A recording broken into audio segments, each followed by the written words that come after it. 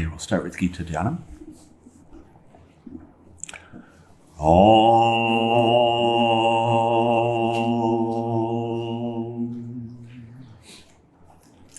O Bhagavad Gita, by which Arjuna was illumined by Lord Krishna himself, and which was composed of 18 chapters from within the Mahabharata by the ancient sage Vyasa. O Divine Mother, destroyer of rebirth, who showers the nectar of oneness upon us. O Bhagavad Gita, my affectionate mother, on thee I meditate.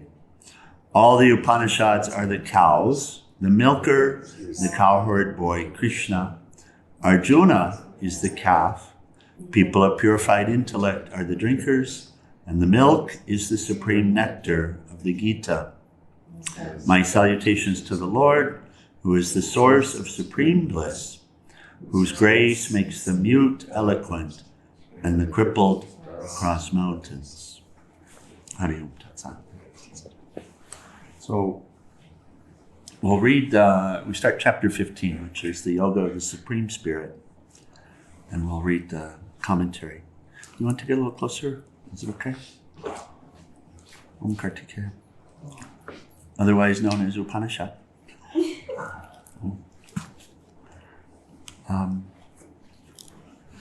Swami Chinmayananda introduces it. And he reminds us right off that we're in the middle of the final third, which speaks to the relationship. Tattvamasi.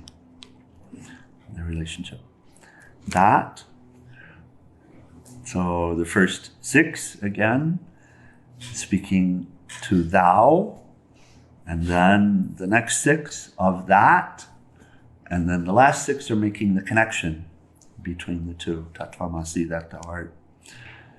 So Swamiji starts here. He says, in this section consisting of the concluding 6 chapters of the Gita, there is, as all through the Gita, a systematic development of ideas and a logical build-up of the theory that the ever-changing finite world of multiplicity is but a projection in the infinite,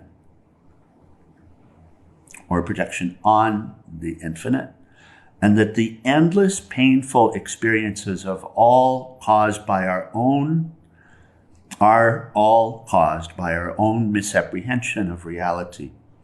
In the 13th chapter, the world of matter and the realm of spirit were beautifully described and brought within our intellectual comprehension. The 13th chapter is the field and the knower of the field. Yes? So he says the field of experience, the kshetra, field, and the knower of the field, Chaitanya, were clearly pictured, and it was shown that the knower of the field minus the field of experience is pure awareness, at once infinite and permanent. In this chapter, the Gita Acharya, the great teacher of the Gita, Lord Krishna, discusses the nature of the spirit in all of its implications. In terms of the known alone, can the unknown be indicated? The world of the unknown is the manifested objects of perceptions, emotions, and thoughts. And he gives a quote. He says, no effect can be without a cause, and all effects sustain themselves of their own material cause. Does it make sense what he's saying? You can only know the infinite by knowing it as the underlier, the substratum, the cause of the finite. Because the instruments of knowledge are the mind and the 5 senses. Yes? Does it make sense? So through the mind and the 5 senses, it's possible to explore the world and to ask the question about what it is that's underlying it, what is the truth of this, and work it out through inference, through the process of, you could say, elimination, like Sherlock Holmes. But you can know that there is a cause, and you can know that the cause is underlying all of this. Without the world, without this, there's no way to get there. So in other words, the discovery of the Absolute can only be done in the world. He's sharing this. Does that make sense? Like the eye can't see itself. Indeed. Kind of like the eye can't see itself.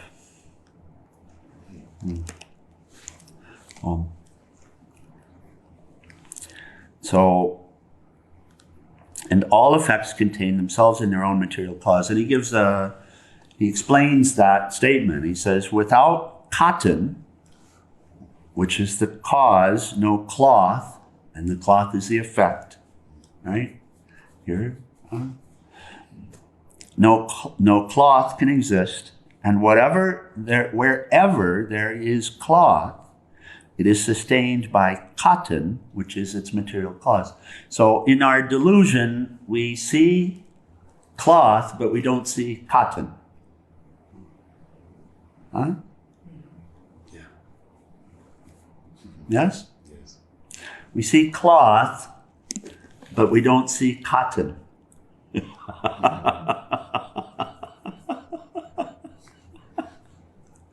You don't see what it's made of, you see the cloth. That's what the senses are giving you. Only with the intellect are you able to work out what this is made of, yes? And therefore relate to the universal. Yes? So for every effect, there is a cause. For every tree, there is a seed. Stick with me. Yes. Seed. For every tree, there is a seed. For every seed, there is a There'll be a tree. There's a tree. So every effect has a cause. Yes? Yeah? So without doubt.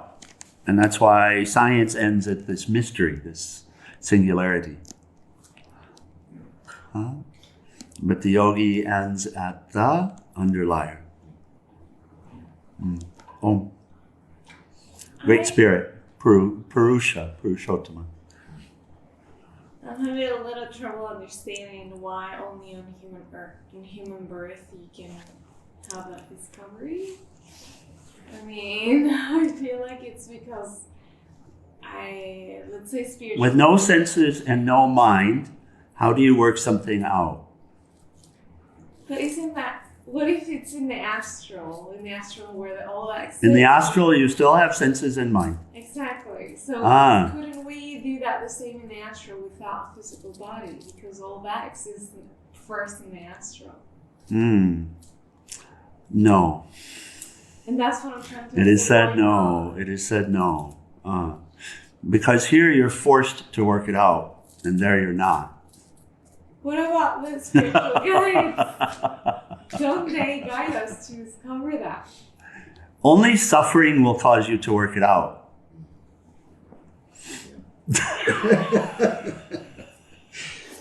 Because you recoil from the suffering.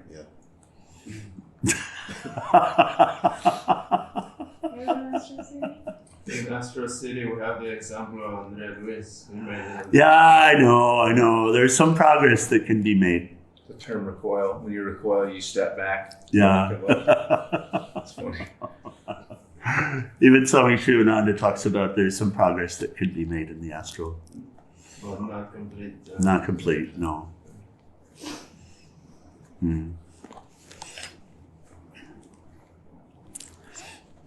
Not complete.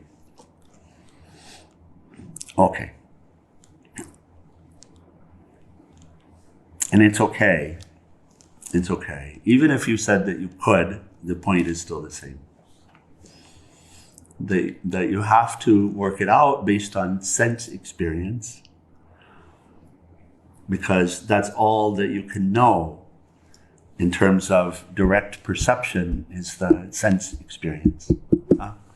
But with the intellect, you can work out what's underlying, what is the cause of the sense experience. So we'll continue. Basing his arguments upon this logical fact, the divine charioteer, logical fact being that all effects sustain themselves in their own material cause. That all effects, so the seed, for example, or the tree, sustain themselves in their own material cause. So the tree is always the seed. The tree is never separate from the seed. It appears as a tree, but it's always the seed. The seed, which is the effect of the tree, is always the tree. This is always wool. It's never actually a cloth. Or you could say it's a cloth, but the cause of it is wool, and it's never separate from the wool.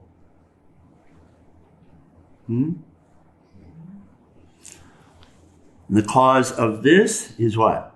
The cause of the cup is clay. And is it ever separate from the clay?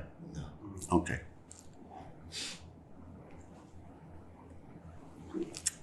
The cause of the tea is water and earth element, herbs, yes? And is it ever separate from them? So the cause of this body is the... 5 elements. Sorry? 5 elements. 5 elements. Is it ever separate from them? The material cause, what is the body made of? Is the 5 elements, right? Is it ever separate from them? So the effect always exists within the material cause that he's sharing. Is it true? Do you see it? It's just an odd way to say it, that's all. Perhaps it's an odd way to hear it. We're made out of food and we're walking compost. So if you're saying we, meaning the body, then the body is made of food, is it correct? Yeah. So what's the material cause for the body? Material cause is the seed and the food. The seed, you know about the seed. Yeah, and the food. Correct? So, therefore, is the body ever separate from the material cause? No. Okay. Very good. Those are good examples.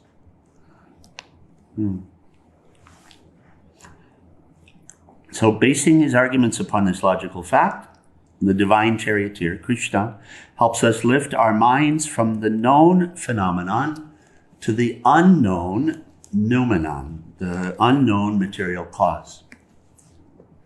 Material cause can't be seen. It can't be tasted. It can't be touched. It can't be smelt. It can't be heard. The material cause cannot be related to directly with the senses. Why so perplexed? Are we not hearing it, or what's the objection that's rising? Yeah.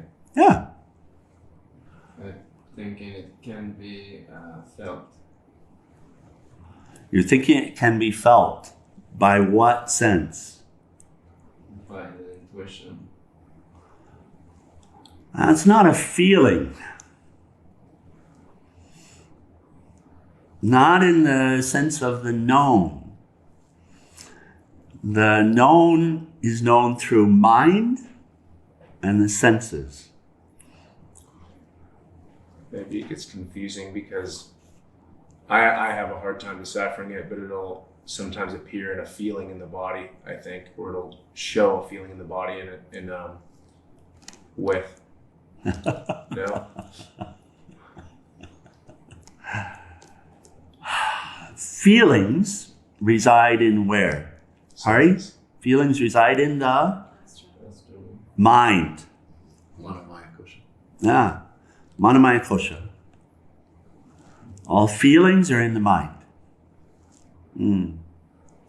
So when you're experiencing the meditative state, is there something you're calling a feeling? Not in the sense of any sense objects, correct? Right. Oh. For me, they got to go. So you could say experience, you could say like that, but feeling in the sense of a sensual experience, it can't be that. Well, isn't the word bhava then? In a meditative state, what you is it? Even the bhava, what belongs to the Supreme Person and what belongs to the limited? What belongs to the Supreme Person and what belongs to the limited? In truth, it all belongs to the Supreme Person. The limited doesn't own anything, doesn't have anything. So the experience that we're involved in is getting the limited out of the way. Yes? I wanted to say that for me, it goes hand in hand with the feelings. Like the feelings are my tool to recognize the thought. But I haven't, in my experience, I haven't been able to feel and recognize God without feeling. It's only through the feeling. Well, you're saying exactly the same. But you're not feeling God, you're recognizing God based on a sensual experience. And the only way you can recognize God based on a sensual experience is to understand through discernment the relationship between the experience and the absolute. Body reacts in relation to the understanding. You say God. I have an experience of God. You can say that. Okay, I have an experience of God. How are you experiencing God? Well. And how do you know that you're experiencing God?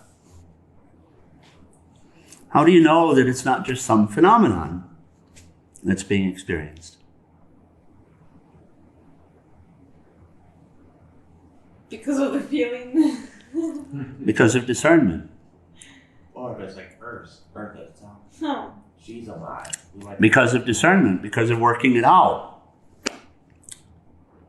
How? What's the cause? And by the way, what's the cause of this? It's the same darn cause.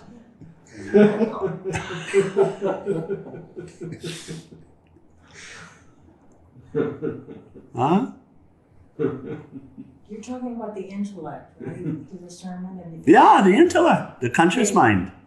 Well, just speaking from personal experience, the experience... And that's of what's God- being discussed here. The experience of God doesn't involve intellectual activity. Why do you say it's God?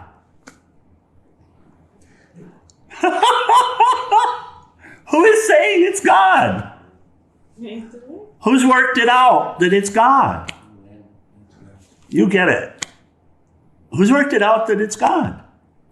If not the conscious mind.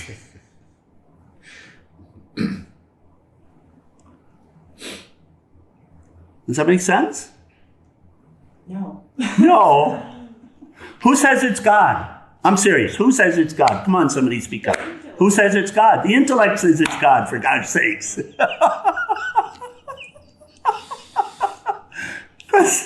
Purusha, the spirit, the silence is what on the matter? Silent on the matter. God doesn't say it's God. God doesn't need to. I guess Purusha doesn't need to speak. confused with words, the experience of the lack of senses being an experience or a feeling. The lack of sensual experience is also an experience. Yeah. The lack of sensual experience is also an experience. Deep sleep is also an experience. But it's not what you would call a conscious. You wouldn't call it a conscious experience, although Vedanta would say that consciousness is still there, but the mental function is inoperative, is shut down. So, and how could you work that out? Is God still there then? During deep sleep? Yes? Yes. How did you know? Intuition. The mental activities start functioning again. Because there's peace. Yeah, what kind Because you worked it out. To use the word, this is what we're talking about. To have worked it out, to recognize the presence of the divine here in any experience is a conscious mental function. Does that make sense? Kind of. Ah. Well, does that equate with awareness then? Or are you talking about? Awareness is not thinking. Exactly. Awareness is observing. But now when you talk about it, you are Thinking. thinking. Okay, very good. So why couldn't it have just been some natural phenomenon that you're calling God? Just some effect of this show. Something from the birth of the universe. Some amino acids. No way. Why not? It's transcendent. Who says that? Do you get it? Who says that? You're saying the mind recognizes it then? I'm saying the conscious mind, the intellect is recognizing it. Yeah. That's it. It has to be that. And how is that? Inference is the only tool we've got. Inference. That could be aliens. Like for See? me, yeah. If you don't work it out, you can say anything.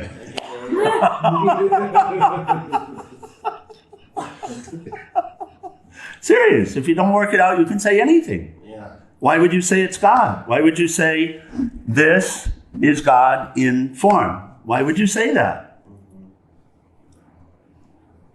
How would you know it? How would you know it? Through the intellect. Yeah, thank you. That's what's being shared. Does that make sense now?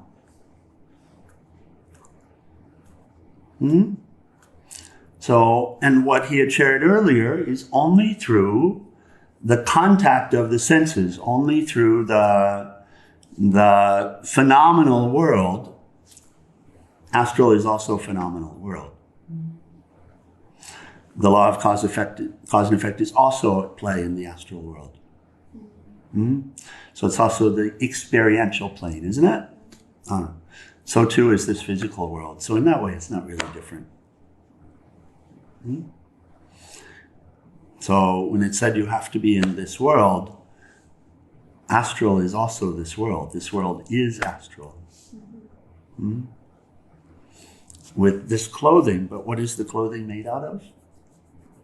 Astral. Yeah. It's made out of mind stuff, isn't it? Whose mind? Universal mind. God's mind. Yeah. And how do you know?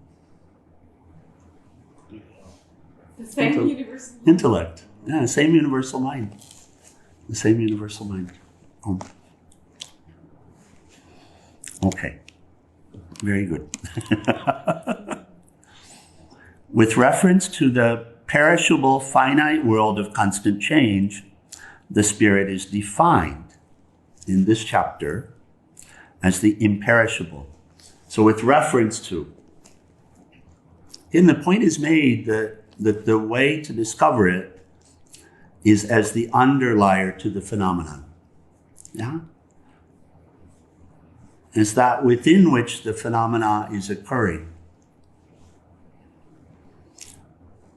And in fact, when we really start coming to see, it's in the relationship with the phenomenon, or the lack of the phenomenon, that we see.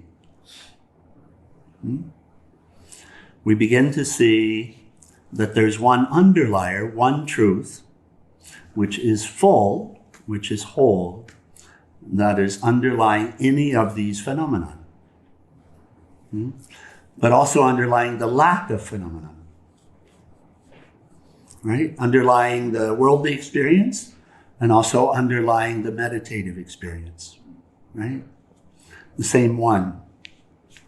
So that's being explored in this chapter. This is what's shared.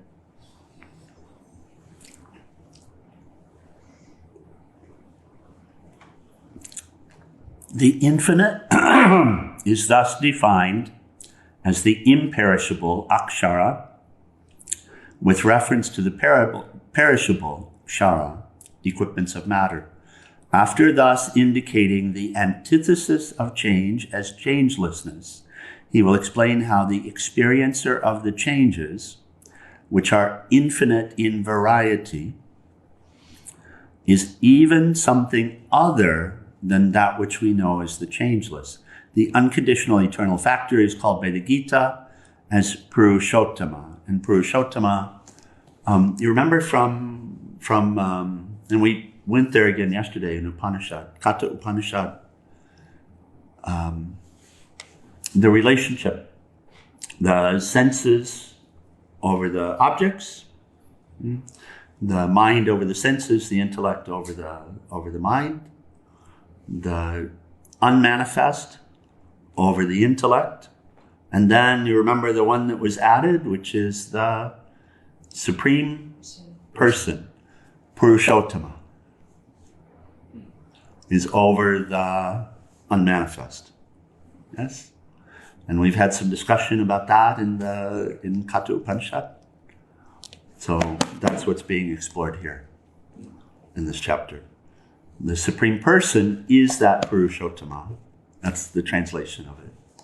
Purushottama is the Supreme Person. So we had the question about that when we got to it, and we've been exploring it, so we continue to explore it here in this chapter.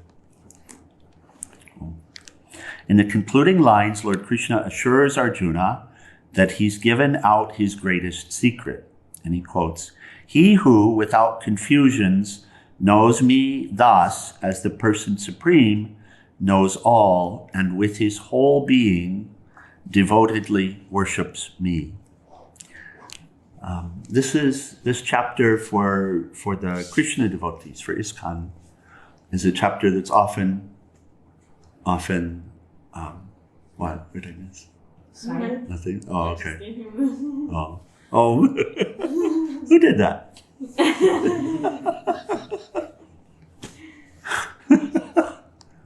This chapter is a chapter that's often referred to. You know how we'll hear in the Krishna tradition, ISKCON tradition, that Krishna is the Supreme Personality. That's coming from this chapter. But of course, what's being discussed is Purusha, the Absolute, the Nameless, is the Supreme Person. And here Krishna is expounded. So, for the beauty, he says finally, for the beauty and brevity of the stanzas in this chapter, no other portion, even in the Gita, can stand a favorable comparison. In India, from the ancient days onward, this chapter has been recited before taking food as a prayer by the Brahmins. That's not a practice we have been engaging in here. We chant from the second chapter, Om Brahma Pranam Brahmavir Brahmagno Brahmanutam Brahmevite Nagantavyam Brahma Karma Samarinam, meaning that absolute is the food, is the oblation, is the fire over which the food is prepared, as well as the fire that digests the food, and that Supreme Person, Brahman, is the enjoyer, all of this. So that's this. But when in India, with priests in particular, it's common also for this chanting, for the 15th chapter to be chanted right after that prayer. Okay, that's it for the morning. Just the introduction to the chapter. Thank you for making it interesting. Well, it's funny because I grew up being atheist for a very long time, but then something triggered. I don't remember to this day how I realized there's a God, but I don't remember how. It just seemed to occur. Yeah. So, well, when you step back, you see a string of birds, like the strings of pearls on a necklace, and it's a big necklace. And so there would have been some attainment, which can only be through conscious mind, which is required to be through conscious mind. The reason for that is we fundamentally, as persons, are the conscious mind. You can't differentiate the person from the conscious mind. So there's all the bundle of reactions, all of the tendencies, but the ability to work things out. And the choices that we've made, which is all conscious mind, those all define the reactions as well, the reactive nature. And so you could say intuitive. Well, the intuition is always here, you see. Ultimately, you are the intuitive self, but you're masquerading as conscious mind. You're masquerading as an individual person, and what defines the individual person is the choices that you've made. Huh? Does that make sense? What defines the individual person is the choices that you've made, not the experiences you've had. The experiences that you've had caused you to make choices. You always have to choose. And both the experience that we have in this mixed birth, in this human birth, is that available to us as conscious mind are two choices, always, at least two choices. And two clear choices are the light, which is always accessible, always here. The intuition is always here. But also the shadow is here. And the shadow is speaking to us from the body perspective. I want, I need, I, me, mine. For God's sakes, right? Yeah, I need this. I want that. So that's speaking to us as conscious mind. That speaks to us. And so too the light is here. Yeah? Isn't it? And you have a choice. You see a piece of paper. Both assert the urge to pick it up is there, and the reason why you shouldn't is there. And you choose. Isn't it so? You have an opportunity. There's a voice that says, serve and do work on prema. And there's a voice that says, but you should be over here working on my car. Correct? You just described that. Is it so? Is it true? So who chose for you to stay working on prema? Did the intuition choose? No. You had to choose. Is it so? Conscious mind, which defines you as a person. And your cumulative choices make you what you are now as an individual. Practice. Practice. What did you choose to practice? Did you choose to practice anger? And then you're an angry person. Or did you choose to practice love? And now you're a loving person. This speaks to the person, right? So the light is always the light. The intuition is always aware of itself. The intuition is always wisdom. It's never not on. You can't say intuition did this because intuition didn't do anything. Intuition is. Yeah? Intuition is. It exists. You had to do something to reveal it or to honor it. You had to choose it, correct? In the You had example, to choose to listen to it. So you can have an intuitive experience. Yes, yes, yes. That's awareness of the intuition guiding you. But then it's always here, you see. It's never off. There's never a moment when the intuition is off. Why do you only have one intuitive experience? Why do you only have an intuitive experience in a moment? I have a question. What about, because this is refers to second brain, And I go by the gut feeling. Yeah, we don't talk about second brain. Well, We don't talk about second brain. So you'll have to explain to me what you mean by that. It's not second brain. There's one mind stuff. yeah, Universal yeah. mind. Universal I mind. know. What you're talking about is in universal mind, for goodness sakes. But sometimes what the mind cannot figure it out, the gut feeling lets me know. That's what I'm trying to figure out. Why is the feelings guide me better than the mind? The mind, I cannot explain God, but I can feel God. Mm. So, again, you choose based on multiple inputs. You choose. So the gut feeling, what you're calling gut feeling, maybe intuition. And however, having said that, there will be something coming from the habitual nature, which will not be the same as it.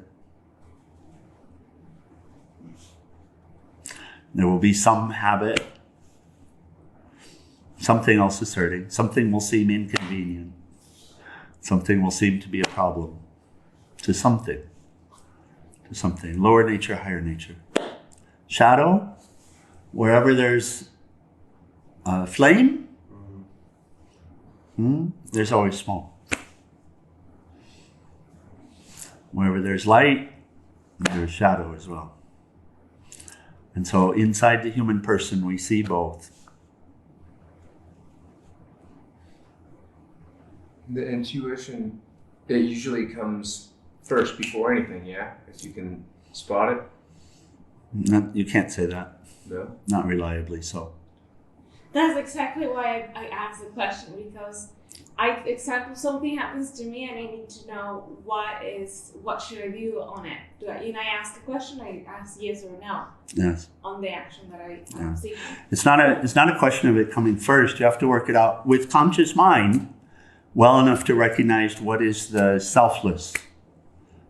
What is that which is selfless? What is that which is not based on what I, me, mine want? That's exactly what like when I get in the midst of it, I don't know what is the best. Yeah. I ask and I say yes or no, and then I feel up in my hand. And Okay, very good. Very good. And I Very say good. yes or no, and I feel Very good. Very good. the answer. Very good. Different, we'll relate to it in different ways, and discover it in different ways. And it asserts in different ways. Which is why looking to motive is required in order to work it out. So we can't say it's the light. We can say conscious mind, because the light is there. So Kartikeya, if you were to realize that God is here, I was an atheist, that's referring to the person and the belief system of the person, right? So that's the conscious mind. And then suddenly I believe in God. So now that's a statement from conscious mind. So that's something that's been attained to. And if it's firm, it doesn't just happen overnight. And it's also through certain people having their own experiences and relating to it, and you hear them and you feel them, and then you can start entertaining the idea.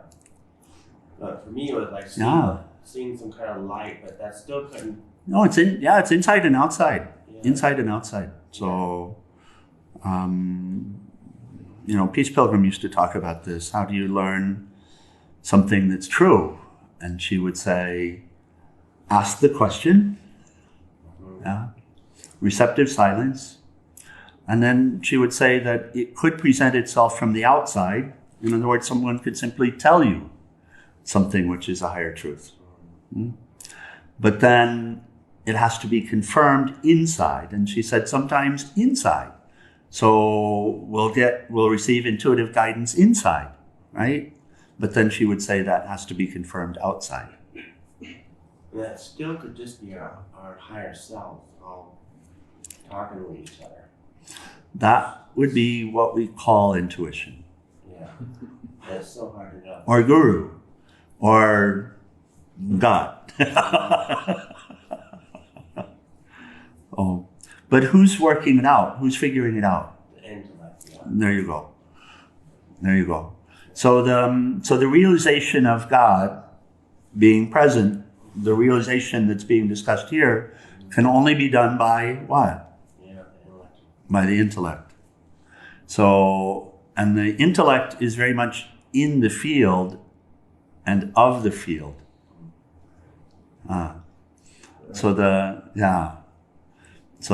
working it out is possible, and yet it's only possible in the field. This is what was being shared as well. It's only possible in the field. It's only possible by having the experiences, asking the questions, and following those where they lead.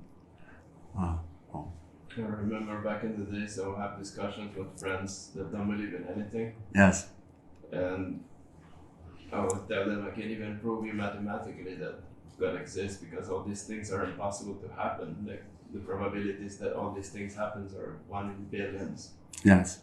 And I would tell them things that happened that didn't make sense, but they wouldn't be able to see it, obviously. Because each person would see, oh, it's a coincidence, or it's this. According to how we see. But the seeing is also the state of conscious mind. Seeing is also a state of... It's not this seeing, right? It's not even the reactive seeing. Run from drinking and driving since like high school and before is like a huge thing. Right. And you'll see how it affects everyone. But everybody still has to learn on their own. Everybody still has to learn on their own. And even coming to the place of devotion, Mataji, the conscious mind is involved there. Right? So, okay. For the person to experience God, for God to experience God, there's no discussion. There's no issue. And really, for the person to experience God, the person just has to get out of the way and be who they are, really, not... It makes sense. Not the imaginary character. If the ego is fake or whatever, then it would feel alien and uncomfortable, but when the I recognizes itself, it would be at home and feel at peace. So, but here as persons, having taken this human birth, working it out is the work of conscious mind. Okay, we need to close. So, good discussion, good introduction to the yoga of the Supreme Person. Om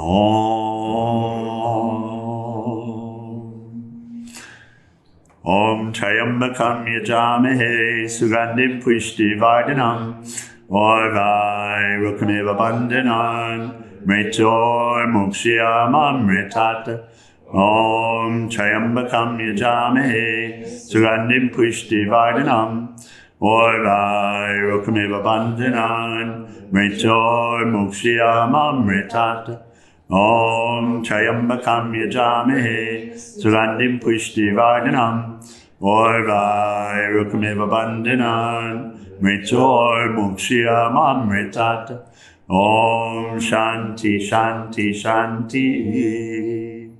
O adorable Lord of mercy and love, let us abide in thee forever and ever. On below Satguru Shivananda Maharaj Ki, and for all the saints and sages of all the traditions. Okay, let's stand for that.